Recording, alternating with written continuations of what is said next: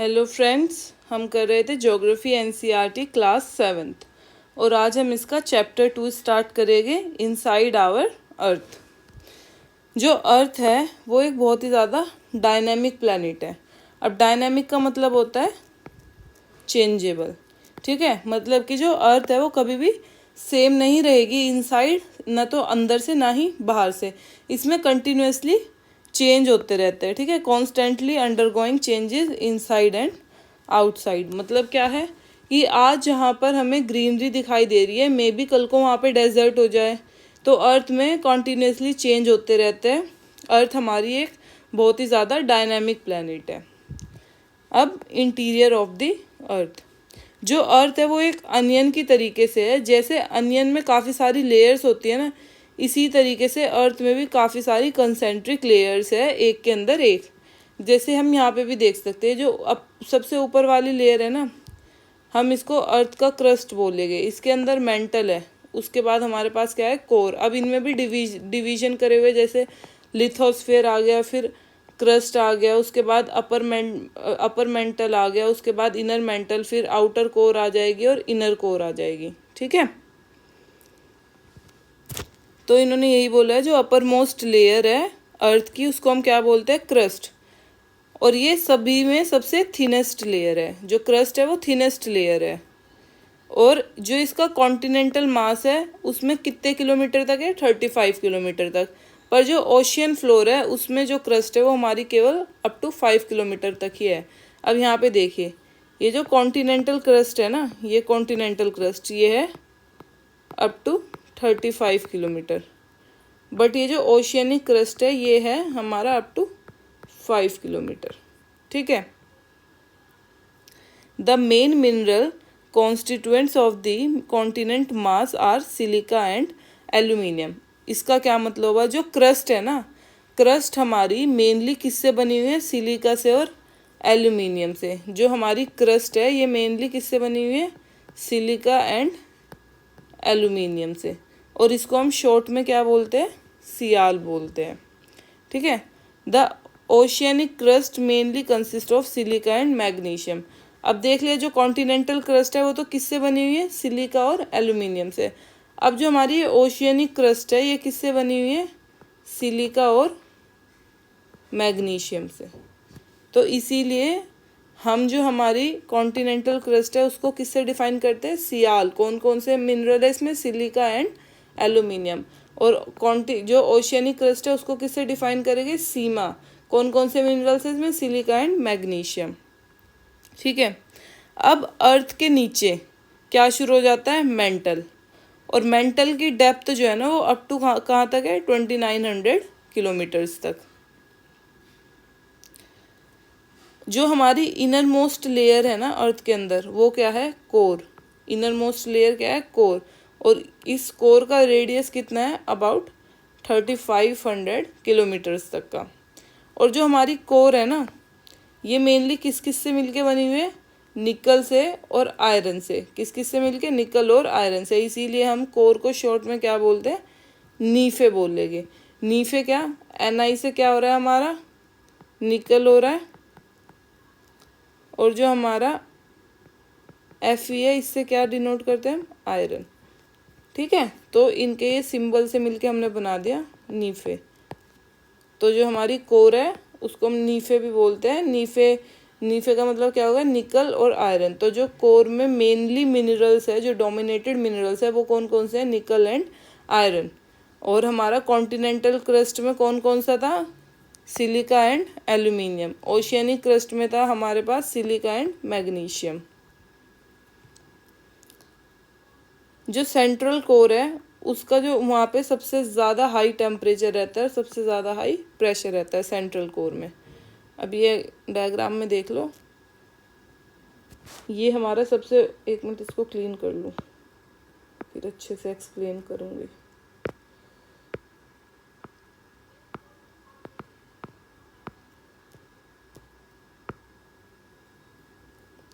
ये देखिए, जो ये सबसे ऊपर वाली लेयर है ना, ये सबसे ऊपर वाली लेयर है, ये हमारे पास है क्रस्ट। और जो क्रस्ट है वो कॉन्टिनेंट पे तो 35 किलोमीटर तक है और ओशियन में कितना है 5 किलोमीटर तक है। ठीक है, और सबसे जो ऊपर वाली लेयर होती है उसको हम क्या बोलते हैं, लिथोस्फेयर बोलते हैं। जो क्रस्ट के भी ऊपर एक थिन लेयर होती है उसको क्या बोलते हैं हम, लिथोस्फेयर। लिथोस्फेयर का मतलब हमने अभी प्रीवियस चैप्टर में पढ़ा था, क्या होता है, लैंड। ठीक है, अब इसके नीचे आती है हमारे पास मेंटल। ठीक, अब ये हमारे पास होगी, एक होती है अपर मेंटल और एक होती है लोअर मेंटल। अब मेंटल के खत्म होने के बाद क्या आएगी हमारे पास, कोर। ये तो है हमारे पास आउटर कोर, और ये इसके नीचे क्या है हमारे पास, इनर कोर। ठीक है, तो तभी इन्होंने बोला जो अर्थ है वो हमारी सिमिलर टू ऑनियन है। क्यों, क्योंकि जैसे ऑनियन में डिफरेंट डिफरेंट लेयर है, ऐसे ही अर्थ में भी क्या है, डिफरेंट डिफरेंट लेयर्स है। अब हम आ जाते हैं रॉक्स एंड मिनरल्स। अब इस रॉक्स एंड मिनरल से पहले ये देखते हैं डू यू नो वाला सेक्शन। जो वर्ल्ड की डीपेस्ट माइन है ना वो साउथ अफ्रीका में है, और ये अबाउट 4 किलोमीटर तक हमने क्या करी हुआ है, डग करा हुआ है इसको। ठीक, तो अर्थ पे जो डीपेस्ट माइन है वो है साउथ अफ्रीका में। ऐसे ही अर्थ के सेंटर तक पहुंचने के लिए ना हमें 6000 किलोमीटर तक का गड्ढा खोदना पड़ेगा। तो ये पॉसिबल नहीं है, पर अर्थ के सेंटर तक पहुंचने के लिए हमें अबाउट 6000 किलोमीटर्स तक का गड्ढा खोदना पड़ेगा। अब ये डू यू नो वाला सेक्शन इधर भी है। जो क्रस्ट है वो केवल 1% है अर्थ के वॉल्यूम का। कितना परसेंट है, 1%। और जो मेंटल है वो 84% है, कोर 15% है, और अर्थ का रेडियस कितना है, 6371 किलोमीटर्स। तो सबसे कम क्या है, क्रस्ट है, आफ्टर दैट कोर, और सबसे ज़्यादा क्या है, मेंटल। ठीक है, अब हम पढ़ेंगे रॉक्स एंड मिनरल्स। जो अर्थ का क्रस्ट है ना वो वेरियस टाइप ऑफ रॉक से मिलके बना हुआ है, अलग अलग तरीके की रॉक से मिलके बना हुआ है। जो कोई भी नेचुरल मास ऑफ मिनरल हो ना, मिनरल मैटर का, और वो अर्थ की क्रस्ट को बना रहा हो, उसको हम क्या बोलते हैं, रॉक। तो रॉक क्या हो गया, ये रॉक होता है कोई भी नेचुरल मास। ठीक है, किसका मास, मिनरल मैटर का मास, और उस मास से क्या फॉर्म हो रहा हो, अर्थ क्रस्ट फॉर्म हो रहा हो, तो उसको क्या हम बोलेंगे, रॉक बोलेंगे। अब रॉक का ना डिफरेंट कलर होएगा, डिफरेंट साइज होएगा, डिफरेंट टेक्सचर होएगा। मेनली ना 3 तरीके की रॉक पाई जाती है। नंबर 1 क्या है, igneous rock, second is sedimentary rock, and third one is metamorphic rock. अब हम सबसे पहले इग्नियस रॉक के बारे में पढ़ेंगे। अब कभी भी मोल्टन मैग्मा जब ठंडा होता है, जैसे ये कोई वोल्केनो है, ये इसके बाहर से मैग्मा निकल रहा है, वोल्केनिक इरप्शन हो रहा है। अब जब ये मैग्मा कहीं तो जाके सेटल होएगा, है ना, कहीं तो जाके सेटल होएगा। अब जैसे यहाँ पे जाके सेटल हो गया, अब ये मैग्मा जब क्या हो जाएगा, कूल हो जाएगा, तब क्या फॉर्म होएगी हमारी, कूल हो जाएगा और सॉलिड हो जाएगा, तब हमारी इग्नियस रॉक फॉर्म होएगी। ठीक है, तो वोल्केनिक रॉक भी हम बोलते हैं इग्नियस रॉक को।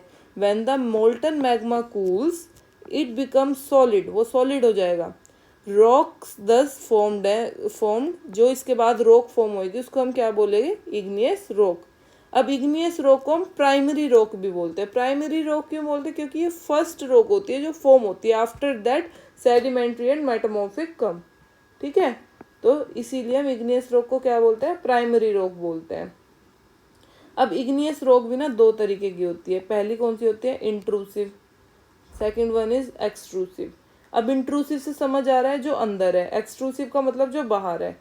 अब इसको समझो, इसको एग्जाम्पल से समझते हैं। यहाँ पे देखो, ये ज़मीन के अंदर का मैंने जैसे सेक्शन बना लिया, यहाँ से जो मैग्मा है वो बाहर आ रहा है। ठीक है, मैग्मा बाहर आ रहा है। अब जो ये मैग्मा सॉलिड हो जाता है ना, कहाँ सॉलिड होएगा, जो अर्थ के आउटर सरफेस पे मैग्मा सॉलिड होएगा, इसको हम बोलेंगे एक्सट्रूसिव रॉक। ठीक है, जो बाहर सॉलिड होएगा, और कुछ मैग्मा ऐसा भी होएगा जो ये इस तरीके से अंदर ही सॉलिड हो जाएगा, यहाँ पे ही सॉलिड हो जाएगा। ठीक है, ये मैग्मा यहाँ पर ही सॉलिड हो जाएगा। इसको हम क्या बोलेंगे? इसको हम बोलेंगे इंट्रूसिव। समझ में आया? जो मैग्मा बाहर, अर्थ के बाहर आकर सॉलिड हो रहा है वो बनाएगा एक्सट्रूसिव रॉक, और जो मैग्मा अर्थ के इनसाइड ही सॉलिड हो जाएगा वो क्या बनाएगा? इंट्रूसिव। अब ये चीज़ तो समझ आ गई होगी, डिफ़िकल्ट नहीं है, अच्छे से एक्सप्लेन करा है ये मैंने। अब बुक में देखते हैं बुक में क्या गिवन है हमें। ठीक है, जो लावा है ना वो जब अर्थ के इंटीरियर से बाहर आता है अर्थ की सरफेस पे, ठीक है, और when this molten lava comes on the earth surface, कहाँ पे आता है? अर्थ की सरफेस पे आता है। ये बहुत जल्दी ठंडा हो जाता है। अब बाहर जो लावा बाहर आ रहा है और वो सॉलिड होने के बाद रॉक फॉर्म कर रहा है, वो कौन सी रॉक थी हमारे पास? Extrusive rock. ठीक है, अब ये जल्दी से ठंडा हो जाएगा, वो बाहर अर्थ से बाहर आएगा तो लाजमी बात है हवा भी लगेगी उसको, एटमॉस्फेयर में वो आ जाएगा, तो बहुत रैपिडली कूल होएगा वो वाला जो मैग्मा होएगा। ठीक है, और सॉलिड हो जाएगा। तो जो इस मैग्मा से रॉक फॉर्म होएगी ना अर्थ के क्रस्ट के ऊपर, उसको हम क्या बोलेंगे? Extrusive igneous rock.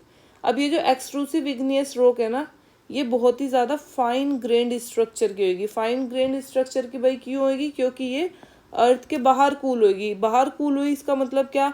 ये बहुत ही स्पीड से कूल हुई है। स्पीड से कूल होएगी तो इसके जो क्रिस्टल्स होएंगे ना वो बहुत ज़्यादा फाइन होएंगे, छोटे होएंगे। ठीक है, इसका एग्जाम्पल है बसाल्ट। अब इंडिया में बसाल्ट से पूरा एक प्लेट्यू बना हुआ है जिसका नाम है डेक्कन लावा प्लेट्यू। ये एक्सट्रूसिव इग्नियस रॉक की ही फॉर्मेशन है। ठीक है, तो जब भी जो एक्सट्रूसिव इग्नियस रॉक होती है वो कौन सी होती है? बसाल्ट रॉक, बसाल्टिक रॉक्स बोलते हैं इनको हम। अब कभी कभी क्या होता है, जो मोल्टन मैग्मा होता है ना वो अर्थ के अंदर ही ठंडा हो जाता है, कूल हो जाता है अर्थ के अंदर ही। ठीक है, तो इस समय इस तरीके की रॉक्स को हम क्या बोलेंगे? Intrusive igneous rock. जो अर्थ के अंदर ही कूल हो जाएगी, सॉलिड हो जाएगी, इसको हम बोलेंगे इंट्रूसिव इग्नियस रॉक। अब लाजमी बात है अर्थ के अंदर कूल हो रही है तो ये कूल एकदम से रैपिडली नहीं होगी, ये धीरे धीरे कूल होएगी। तो since they cool down slowly, ये स्लोली स्लोली कूल होते हैं। इसी वजह से इनके जो ग्रेन्स होते हैं वो कैसे होते हैं? लार्ज ग्रेन्स होते हैं, लार्जर क्रिस्टल फॉर्म करते हैं ये। और कौन सी रॉक फॉर्म होती है इसमें? ग्रेनाइट। ग्रेनाइट फॉर्म होती है। ठीक है, अब ग्रेनाइट होती है लाइट कलर में। ठीक है, और जो ये बसाल्ट है हमारी डार्क इन कलर होती है। समझ में आई बात? अब एक और बारी देखो, यहाँ पे देखो, इग्नियस रॉक है, दो तरीके की है, एक तो है इंट्रूसिव और एक है एक्सट्रूसिव। ठीक, जो एक्सट्रूसिव इग्नियस रॉक है ये कैसे होएगी? रैपिडली कूल, जल्दी ठंडी हो जाएगी क्योंकि अर्थ के बाहर है। ठीक, सेकेंड थिंग इसमें क्या होगी? ये क्या फॉर्म करेगी? बसाल्ट। थर्ड, बसाल्ट कैसा होता है? Dark in colour, dark colour. समझ में आई ये बात? अब इंट्रूसिव रॉक को देखते हो, ये कैसे ठंडी होएगी? स्लोली। ठीक है, दूसरा ये क्या फॉर्म करेगी? ग्रेनाइट। थर्डली ग्रेनाइट रॉक का कलर कैसा होएगा? Light in colour. समझ में आ गई ये बात? अब हम दूसरी चीज़ पे देखते हैं। जब ये जो रॉक्स बनती है, इग्नियस रॉक बनती है, ये रोल डाउन होएगी, क्रैक आएगा इसमें, एक दूसरे में टकराएगी, ये ब्रोक हो जाएगी। ठीक है, टूट जाएगी छोटे छोटे फ्रेगमेंट्स में। अब ये जो स्मॉल पार्टिकल्स हो जाएंगे ना इस रॉक के, इनको हम बोलते हैं सेडिमेंट्स। अब ये जो सेडिमेंट्स है ये ट्रांसपोर्ट होएंगे और डिपॉजिट हो जाएंगे किसी एक जगह जाके, किसके थ्रू? विंड वाटर के थ्रू। ठीक है, अब ये जो लूज सेडिमेंट्स है ना ये काफ़ी सालों तक वहीं पर ही पड़े रहेंगे, कंप्रेस होएंगे, हार्ड हो जाएंगे पड़े पड़े, और इनकी क्या हो जाएगी? लेयर्स बन जाएगी रॉक्स की। कि ये एक सेडिमेंट की लेयर बनी, इसके ऊपर फिर दूसरी लेयर आ गई, फिर तीसरी लेयर आ गई, और ये इसी तरीके से जमा होती गई। ठीक है, और ये धीरे धीरे क्या हो जाएगी? हार्ड हो जाएगी। और इस तरीके से ये एक रॉक फॉर्म हो जाएगी। अब ऐसी रॉक को हम क्या बोलते हैं? Sedimentary rock. अब इसका एग्जाम्पल भी है सैंडस्टोन। जो सैंडस्टोन है वो ग्रेन, किसके ग्रेन से बनी हुई है? सैंड के ग्रेन से। और ऐसी रॉक में फॉसिल्स भी पाए जाते हैं प्लांट्स के। कौन सी रॉक में फॉसिल पाए जाते हैं? सेडिमेंट्री रॉक्स में। ठीक है, अब हम थर्ड वन पे आते हैं। थर्ड वन कौन सी थी हमारी? Metamorphic rock.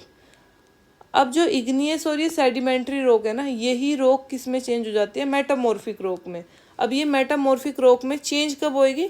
जब ये काफ़ी ज़्यादा हीट और प्रेशर का सामना करेगी। अब मान लो ये हमारी सेडिमेंट्री रॉक है, इस पे दोनों तरफ, यहाँ पे ये ज़मीन के अंदर है, इस यहाँ पे लावा है और यहाँ पे भी लावा है, तो ये कैसी रॉक बन जाएगी? एक टाइम पे ज़्यादा हीट के अंडर आके ये हमारी बन जाएगी मेटामॉर्फिक रॉक।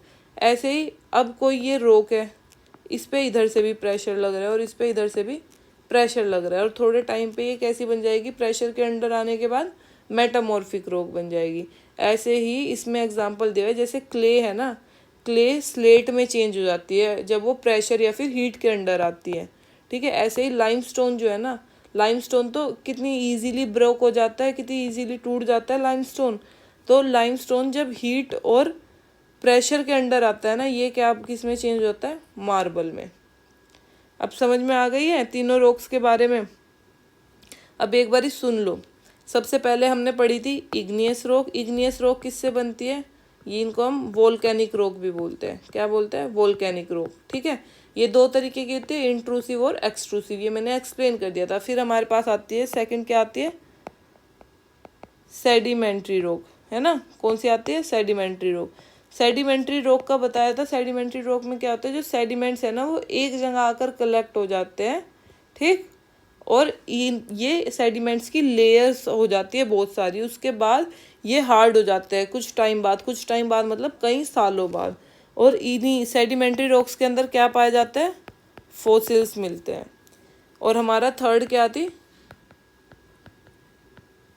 मेटामॉर्फिक। ठीक है, मेटामॉर्फिक रॉक्स थी। ये मेटामॉर्फिक रॉक कब बनती है? जब हमारी इग्नियस रॉक और सेडिमेंट्री रॉक किसके अंडर आती है? Comes under heat and pressure. तब क्या फॉर्म होएगा? Metamorphic rock. ठीक है, तो ये तीन प्रकार की रॉक थी, ये समझ लिया आप सब लोगों ने। अब ये बोल रहे रॉक जो है ना, वो बहुत ज़्यादा यूज़फुल है। जो हार्ड रॉक्स होती है ना, वो घर बनाने के, रोड बनाने के, बिल्डिंग्स बनाने के काम आती है। ऑल्सो जो स्टोन्स होते हैं, छोटे छोटे स्टोन्स होते हैं, वो काफ़ी सारे गेम्स में भी यूज़ होते हैं। फॉर एग्जांपल एक गेम है 7 स्टोन्स। ये बच्चों ने आप सभी बच्चों ने खेला होगा। जो छोटे बच्चे देख रहे हैं वो अभी भी खेलते होंगे, और अगर कोई इसको बड़ा देख रहा है वीडियो को, तो उन्होंने अपने छोटेपन में ज़रूर ये गेम खेला होगा, 7 स्टोन्स। इसको हम पिट्ठू भी बोलते हैं हिंदी में। एक होता है होप स्कॉच, इसको हम स्टापू या फिर किट किट भी बोलते हैं। एक होता है 5 स्टोन, इसको हम गिट्टी बोलते हैं। तो जो स्टोन्स है वो गेम खेलने के भी काम आता है। अब इन्होंने बताया हुआ है जो हमारा रेड फोर्ट है वो रेड सैंड स्टोन से बना हुआ है, और जो ताजमहल है वो वाइट मार्बल से बना हुआ है। तो ये बोल रहे कि आप सब सरप्राइज हो जाओगे ये जानकर कि जो एक प्रकार की रॉक है वो चेंज होती है दूसरे प्रकार की रॉक में अंडर सर्टेन कंडीशंस, कुछ कंडीशन के अंडर, एक साइक्लिक मैनर में। अब ये साइकिल किस तरीके से, इसमें देखो, इसमें तुम इजीली समझ पाओगे, उसके बाद थ्योरी करेंगे। जैसे ये मैग्मा है, इस मैग्मा की हेल्प से क्या बन गई? हमारी इग्नियस रॉक बन गई। अब इग्नियस रॉक इस एनवायरनमेंट में आने के बाद टूटेगी, फूटेगी, छोटे छोटे पार्टिकल्स में ब्रेक हो जाएगी, क्योंकि अलग अलग वेदर कंडीशन में जाएगी, तो उसके बाद इसके ऊपर तो कुछ ना कुछ इफेक्ट पड़ेगा। अब ये सेडिमेंट्स में ब्रेक हो जाएगी। ये जो सेडिमेंट्स है, ये सेडिमेंट्स जब लेयर बाय लेयर जमा होते जाएगी, ये कैसी रॉक बना लेंगे? Sedimentary rock. अब हमारे पास दो रॉक आ गई, इग्नियस और सेडिमेंट्री रॉक। अब ये इग्नियस और सेडिमेंट्री रॉक जब अंडर हीट और प्रेशर के आएंगे, तब ये कैसे बन जाएगी? हमारी मेटामॉर्फिक रॉक। अगेन जब ये मेटामॉर्फिक रॉक रॉक जो है ज़्यादा हीट के अंडर आ जाएगी तो ये पिघलनी शुरू हो जाएगी और ये क्या बन जाएगी, मैग्मा बन जाएगी। और वापस से जब ये मैग्मा बाहर आएगा तो कौन सी रॉक आप बनेगी मैग्मा के बाहर आने के बाद, इग्नियस रॉक। तो ये एक साइकिल है पूरी, ठीक है, जो कंटिन्यूसली चलती रहती है। थ्योरी में यही बताया हुआ है, you have already learned when the molten, जब मोल्टन मैग्मा कूल होता है तो क्या बनाता है, इग्नियस रॉक बनाता है। अब ये इग्नियस रॉक छोटे छोटे पार्टिकल्स में ब्रेक डाउन हो जाएगी, ट्रांसपोर्ट होएगी, डिपॉजिट होएगी और कौन सी रॉक बना देगा, सेडिमेंट्री रॉक। अब ये इग्नियस और सेडिमेंट्री रॉक जो है हीट और प्रेशर के अंडर आएगी, उसके बाद कौन सी रॉक बन जाएगी, मेटामॉर्फिक रॉक। अगेन ये जो मेटामॉर्फिक रॉक्स है ये अभी भी हीट और प्रेशर के अंडर है और इतना ज़्यादा हीट और प्रेशर होएगा कि ये जो रॉक है ये क्या हो जाएगी, पिघल जाएगी, मेल्ट डाउन हो जाएगी और क्या बना देगी, मोल्टन मैग्मा। एंड जब ये मोल्टन मैग्मा बाहर आएगा, ठंडा होएगा, वापस से क्या बना देगा, हमारी इग्नियस रॉक बना देगा। और यही हमारी क्या है, रॉक साइकिल। ठीक है। अब जो रॉक है वो डिफरेंट मिनरल से मिलके बनी होती है। ठीक है। Minerals are naturally occurring substance, minerals जो है वो नेचुरली अकर होते हैं। ठीक है। और इनकी सर्टेन फिजिकल प्रॉपर्टीज होती है और कुछ डेफिनाइट केमिकल प्रॉपर्टीज होती है। मिनरल्स जो है बहुत ज़्यादा इंपॉर्टेंट है ह्यूमन काइंड के लिए। ठीक है। ह्यूमन कैसे इंपॉर्टेंट है, क्योंकि हम सर्टेन मिनरल्स का यूज़ करते हैं अपने फ्यूल के लिए। ठीक है। अपनी इंडस्ट्री चलाने के लिए हम मिनरल्स का यूज़ करते हैं। तो some are used as fuel, for example जो कोल है, नेचुरल गैस है, पेट्रोलियम है, ये सब क्या है, ये मिनरल ही है सर्टेन टाइप के। ठीक है। ये फ्यूल में यूज़ होते हैं। They are also used in industries, industry में भी मिनरल्स का यूज़ होता है। कैसे, iron, aluminium, gold, uranium etcetera, ये सारी चीज़ें क्या है, ये मिनरल ही तो है। आयरन भी मिनरल है, एल्यूमिनियम, गोल्ड, यूरेनियम सब मिनरल है। और ये कौन सी इंडस्ट्री में यूज़ होती है, डिफरेंट टाइप ऑफ इंडस्ट्रीज में। ठीक है। मिनरल्स का यूज़ मेडिसिन में भी होता है, मिनरल्स का यूज़ फर्टिलाइजर्स में भी होता है। तो ये चैप्टर तो फिनिश हो गया है। अब इसका एक बार ये देख लेते हैं, एमसीक्यूज है ना, इसमें मज़ा आता है एमसीक्यूज करने में मुझे तो फर्स्ट देखते हैं, the rock which is made up of molten magma, जो रॉक मोल्टन मैग्मा से बनी हुई है। अब बताओ कितने अच्छे से समझाया मैंने, कौन सी रॉक है वो, इग्नियस रॉक है। ठीक है। The inner most layer of the earth, earth की इनर मोस्ट लेयर कौन सी है, कौन सी है बताओ, अर्थ की इनर मोस्ट लेयर है core. Gold, petroleum and coal are example, अरे ये तो अभी लास्ट में ही समझाया है। गोल्ड, पेट्रोलियम और कोल किसके एग्जाम्पल्स है, मिनरल्स के एग्जाम्पल है। ये देखिए यहाँ पे समझाया था। ठीक है। रॉक्स विच कंटेन फॉसिल, जो रॉक्स फॉसिल कंटेन करती है, कौन सी रॉक होती है, केवल एक ही प्रकार की रॉक में फॉसिल मिलते हैं, वो होती है सेडिमेंट्री रॉक। ध्यान रखिएगा, मेटामॉर्फिक और इग्नियस रॉक में कभी भी फॉसिल्स नहीं मिलते हैं, केवल सेडिमेंट्री रॉक में फॉसिल्स का पाया जाता है। अब थिनेस्ट लेयर कौन सी है अर्थ की, सबसे पहले पढ़ाया था ये, थिनेस्ट लेयर कौन सी है अर्थ की, क्रस्ट। क्रस्ट जो है वो थिनेस्ट लेयर है, बताया था। कॉन्टिनेंट पे अप टू 35 किलोमीटर से और ओशियन में अप टू 5 किलोमीटर से। ठीक है। अब ये मैच द फॉलोइंग है, ये भी करे क्या, चलो देखते हैं। कोर जो है, कोर क्या है, इनर मोस्ट लेयर है अर्थ की। ठीक है। अब मिनरल्स क्या है, देखो मिनरल्स अभी देखेंगे बाद में मिनरल्स को, पहले रॉक देखते हैं। रॉक्स क्या है, used for buildings, roads and buildings. ठीक है। अब क्ले का बताया इन्होंने, क्ले चेंज इनटू स्लेट, है ना। सियाल किस है, सियाल था एक, तो सिलिकॉन था और ए से क्या था, एल्यूमिनियम था, तो made of silicon and aluminium. अब हमारे पास रह गया है, earth surface has definite chemical composition, process of transformation of rock. तो मिनरल्स जो है हैज़ डेफिनाइट केमिकल कंपोजिशन। ये हमारे मैच द फॉलोइंग कंप्लीट हो गया है और हमारा चैप्टर भी ख़त्म हो गया है। तो होप सो कि आपको ये चैप्टर समझ आया होगा। ठीक है। और अच्छा लगा होगा पढ़ाया हुआ। Thank you.